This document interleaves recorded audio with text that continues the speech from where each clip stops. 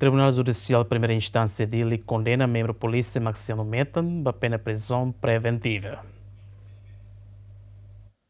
Tribunal Judicial Primeira Instância de terça-né decide aplicar a pena prisão tinenente para membro polícia Ida Honaran Maximiano Metan, também reta na acusação do facto provado que comete crime, usa arma tiro cidadão Ida e a taça tolo e a tina rihun rua ronresenida. A decisão tribunal né equipa polícia o se comando dele mos to ia tribunal atu executa ordem tribunal atu lori membro polícia Maximiano né ba prisão becora. Mas bem hira equipa comando município dele atu membro polícia Maximiano ba prisão, mas bem membro polícia ne tula saitia ona ho carreta selo. Tira observações de emena tudo kata, ia mos líder político balo mos nia carreta, to ia comando município dele. Condenado ne tula ho carreta cormetan, ho chapa matrícula 05979G. O de Lori, condenado li husi edifício polícia que colinha koto, não dificulta jornalista sira a tu retan imagem completo. João Carlos, GMN.